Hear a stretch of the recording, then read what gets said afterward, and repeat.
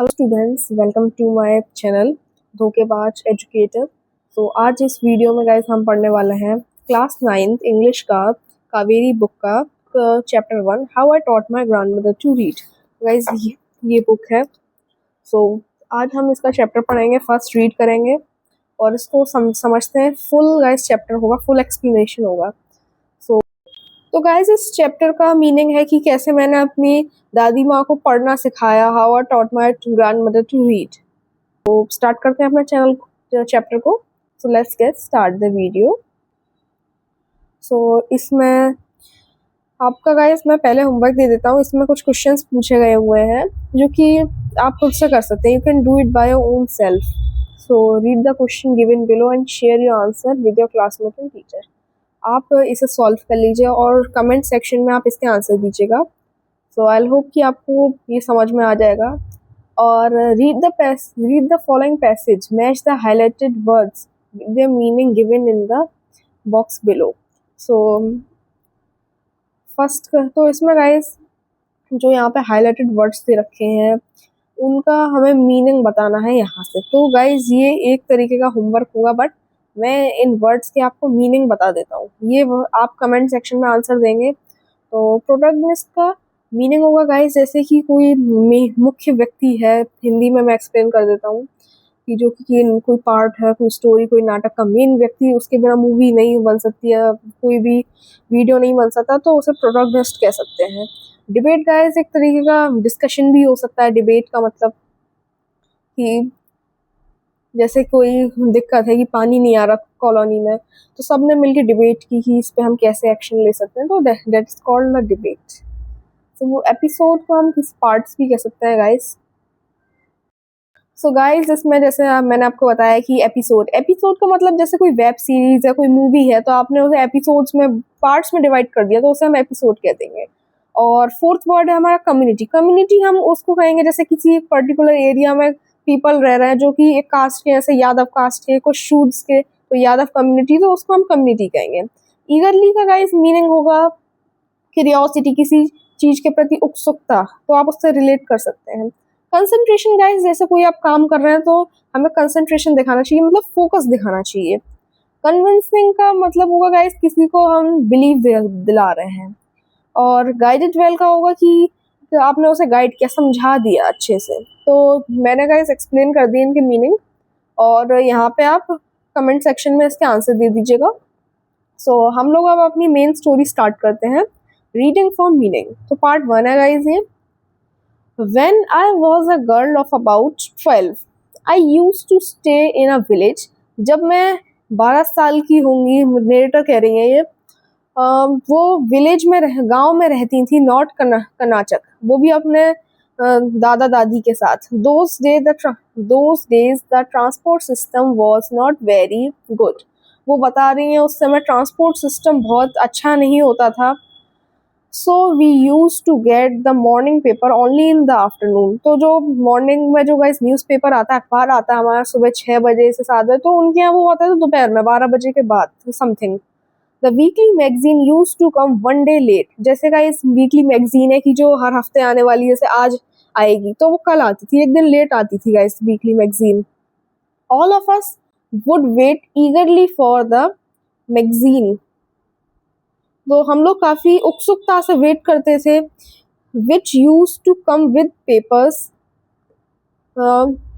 Sorry यहाँ पे बस है, जो हम उत्सुकता से बस का इंतजार करते थे, जो कि जो उसमें पेपर्स आते थे, वीकली मैगजीन्स आती थी और पोस्ट आती थी, post. At the time Triveni was a very popular writer in Kannada language. उस समय त्रिवेणी जो थी एक बहुत ही अच्छी राइटर थी, पॉपुलर थी कवि, जो in Kannada language. She was a wonderful writer, narrator कह रही है बहुत ही अच्छी राइटर थी। Her style was easy to read. उनका जो स्टाइल था बहुत ही आसान था, कोई ऐसा कॉम्प्लिकेटेड भी नहीं था। एंड वेरी कन्विंसिंग, और कन्विंसिंग था कि किसी को बिलीव दिलाना कोई चीज है। Her stories usually dealt with complex psychological problems. इसका मीनिंग है कि वो मैनेज करती थी काफी complex psychological problems in the lives of ordinary people, जो कि सामान्य व्यक्ति की लाइफ्स में and were always very interesting, जो कि काफ़ी मज़ेदार होती थी। And unfortunately for Kannada literature she died very young, वो काफ़ी जल्दी मर गई जब वो यंग होंगी तभी। Even now after 40 years people continue to appreciate her novels. Guys सोचो, कोई 40 साल पहले मर गया, उसकी जो मैगजीन्स लिखी गई हैं वो 40 साल बाद गाइस फेमस हो रही हो। तो ये हुआ था। So one of her novel called Kashi Yatra was appearing as a serial in Kannada weekly.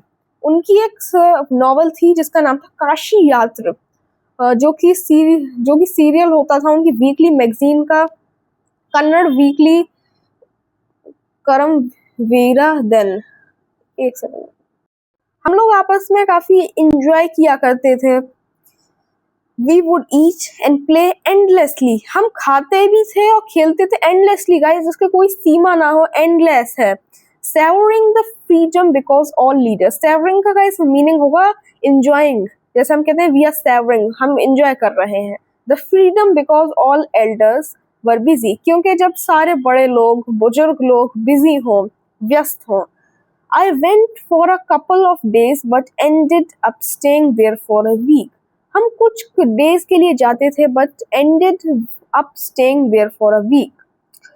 When I came back to my village, जब हम अपने गांव आए, I saw my grandmother in tears. उसने अपनी दादी माँ की आंखों में आंसू देखे। I was surprised, उसे एकदम से अचंबा लगा। For I had never seen her cry even, उसने कभी भी अपनी दादी माँ को रोते हुए नहीं देखा। इन मोस्ट डिफिकल्ट सिचुएशन, कितनी कठिन से कठिन सिचुएशन में भी उसने कभी रोते हुए नहीं देखा। What had happened? I was worried. क्या हुआ था? मैं चिंता में आ गई। आवा, is everything all right? उसकी ग्रैंडमदर का नाम है आवा, कि क्या ये सब सही है?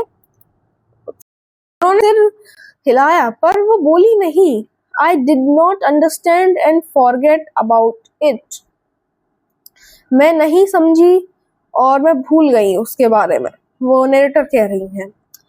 इन द नाइट आफ्टर डिनर, जब रात हुई खाना खाने के बाद, we were sleeping in the open terrace, हम छत पे सो रहे थे ओपन टेरेस में ऑफ आवर हाउस, उनके घर के ऊपर। It was a summer night, एक गर्मियों वाली रात थी। And there was a full moon, वहाँ पे एक फुल मून था। Avva came and sat next to me, Avva उसकी दादी माँ आई और उसके आगे बैठी, उसकी गोदी में सिर रख के बैठी। जो नरेटर है वो अपनी दादी माँ की गोदी में सिर रख के बैठी, मतलब लेटी guys. Avva know her who was usually always smiling, कोई तो गाइस आपकी क्लास में स्टूडेंट होगा या फिर कोई आपका फ्रेंड होगा, कलीग होगा, जो हमेशा हंसता रहता है, और कभी आप उसे रोता हुआ देखो तो आपको कैसा फील होगा। Even today I can not forget, आज दिन तक मैं उस दृश्य को नहीं भूल सकती, उस वरीड एक्सप्रेशन को उनके फेस से मैं अभी तक नहीं भूल सकती। आई लर्न, मैंने सीखा। Forward and held her hand. आवा डोंट क्राई, मैंने अपनी दादी माँ से कहा मत रो। व्हाट इज द मैटर, क्या मैटर है? Can I help you in any way, क्या मैं आपकी मदद कर सकती हूँ किसी भी तरीके से या किसी भी रास्ते में? In any way, yes I need your help, दादी माँ ने कहा हाँ मुझे तुम्हारी हेल्प की जरूरत है। You know when you were away Karmaveera came as usual, I open the magazine, जो मैगजीन है जो कि आती थी यूजुअली, उन्होंने खोली। I saw the picture that accompanies the story of Kashi Yatra. If only I was educated enough, ये पॉसिबल हो सकता था कि वो पढ़ सकें, थोड़ी बहुत भी एजुकेटेड होती। I waited eagerly for you to return, उन्होंने काफ़ी उत्सुकता से वेट किया कि उनकी पोती कब आए। I felt you would come early, उन्होंने सोचा कि तुम काश जल्दी आ जाती एंड रीड फॉर मी, और पढ़ती मेरे लिए। I even thought of going to the village, मैंने एक बार सोचा कि विलेज जाने के लिए, and asking you to read for me. I could have asked somebody in this village, but I was too embarrassed to do so.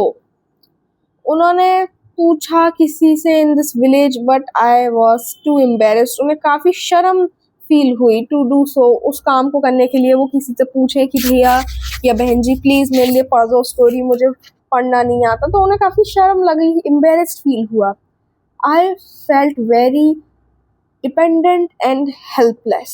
मुझे लगा कि मैं डिपेंडेंट एंड हेल्पलेस, मैं किसी की मदद भी नहीं कर सकती. And we are well off, but what use is money when I can not be independent. ऐसे क्या जरूरत मनी की जब मैं इंडिपेंडेंट ही ना हूँ. I did not know what to answer. उन्हें ये नहीं पता कि वो क्या जवाब दें. Avva continued. I have decided I want to learn the Kannada alphabet from tomorrow. उन्होंने सोचा कि अब मुझे पढ़ना है कन्नड़ अल्फाबेट कल से, tomorrow onwards. I will work very hard. मैं काफ़ी मेहनत करूँगी. I will keep Saraswati puja day during Dasara as the deadline. उन्होंने एक डेडलाइन सेट की, एक टाइम सेट किया कि इस डेट से लेकर इस डेट के ड्यूरेशन में उन्हें कन्नड़ अल्फाबेट सीखने हैं गाइस स्टूडेंट्स. सो एक डेडलाइन का मतलब होगा जैसे कोई आपने डे सिलेक्ट किया कि होली तक मैं अपना होमवर्क कंप्लीट कर लूँगा. So Holi is a festival, सो आप उसे डेडलाइन भी बना सकते हैं. डेडलाइन का meaning that day I should be able to read a novel. उस दिन वो चाहती हैं कि वो इतनी एबल हो कि वो एक नॉवल पढ़ सकें ऑन माई ओन, खुद से. I want to be independent. वो इंडिपेंडेंट बनना चाहती हैं कि खुद से.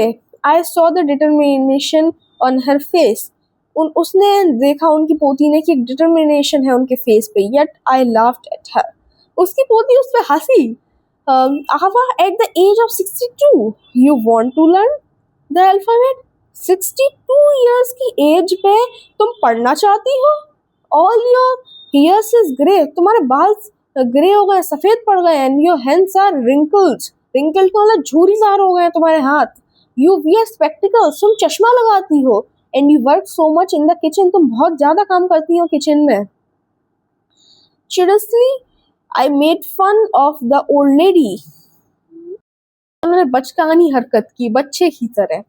For a good cause, if you are determined, you can overcome any obstacle. तुम किसी भी obstacle को overcome कर सकती हो. I will work harder than anybody. उन्होंने दादी माँ ने कहा कि वो बहुत मेहनत करेंगी, वर्क हार्ड करेंगी हर किसी से, anybody किसी से भी. But I will do it. For learning there is no age bar. उन्होंने कहा, ये काफ़ी अच्छा पॉइंट कहा उन्होंने कि education has no age limit. Education की कोई एज लिमिट नहीं है. The next day onwards I started my tuition. अगले दिन से उन्होंने अपनी ट्यूशन स्टार्ट की. आवा वॉज अ वंडरफुल स्टूडेंट. आवा जो कि अपनी पोती की स्टूडेंट बनी, काफ़ी एक wonderful student. The amount of homework she did was amazing. जो उसकी पोती उसे होमवर्क देती थी बहुत ही अच्छे से करती थी. Amazing. She would read, repeat, right and recite. I was her only teacher. वो कह रही है उसकी पोती की मैं उसकी अकेली ओनली एक ही टीचर थी मैं. And she was my first student.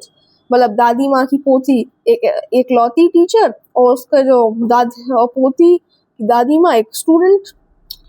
I would become a teacher in computer science and teach hundred of students. उनकी पोती ने कहा कि एक दिन मैं टीचर बनूंगी कंप्यूटर साइंस सब्जेक्ट की और वो 100 ऑफ स्टूडेंट 100 बच्चों को पढ़ाऊंगी. The Dussehra festival came as usual. ऐसे ही जैसे आता है यूजुअली आया. सीक्रेटली आई बॉट काशी यात्रा.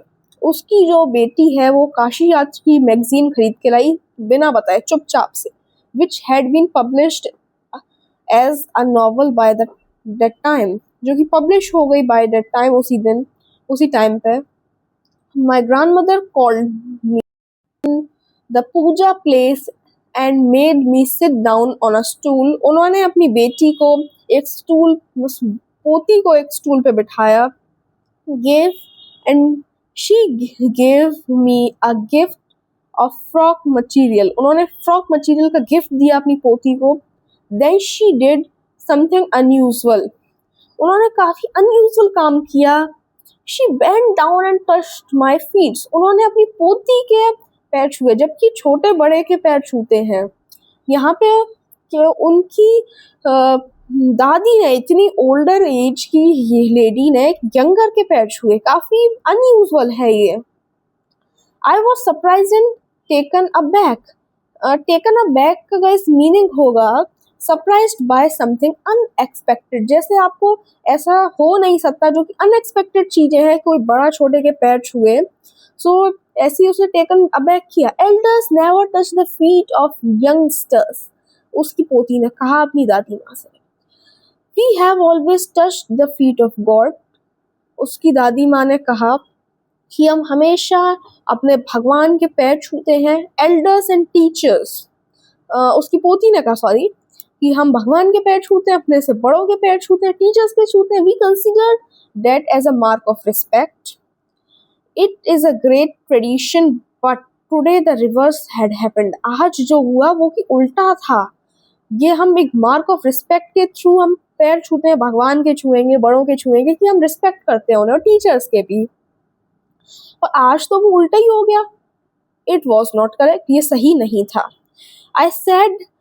She said, sorry, I am touching the feet of a teacher. उसकी दादी माँ ने कहा कि मैं तुम्हारे पैर नहीं छू रही हूँ, मैं एक टीचर के पैर छू रही हूँ.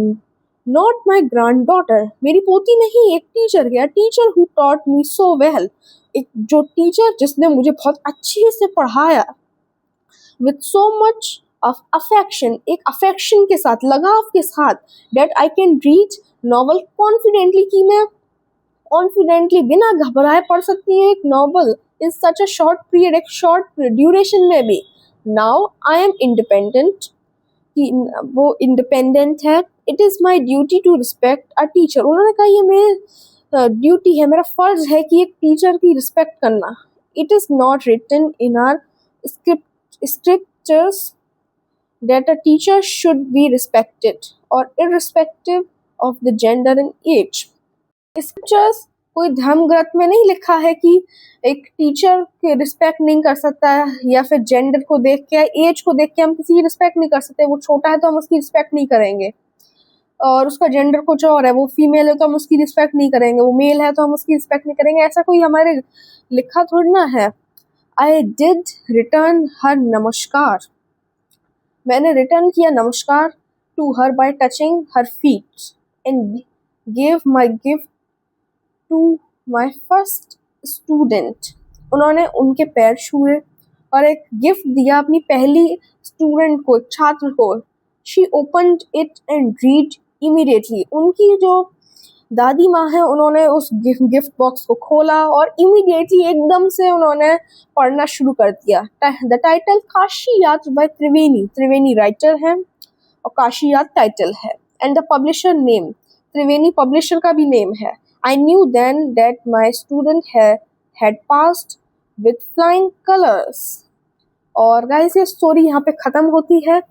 वीडियो अच्छी लगी हो तो लाइक करिएगा, चैनल पे नए हैं सब्सक्राइब करिएगा, और गाइस आप अपने आंसर कमेंट सेक्शन में लिख दीजिएगा. मैं सेपरेट वीडियो बनाऊंगा, उसमें आपके कमेंट्स को हाईलाइट करूंगा, और अगर वो सही है तो मैं दिखाऊंगा, कोई मिस्टेक है तो मैं उसे करेक्ट करके आपको बताऊंगा. गाइस मिलते हैं नेक्स्ट वीडियो में, तब तक के लिए बाय.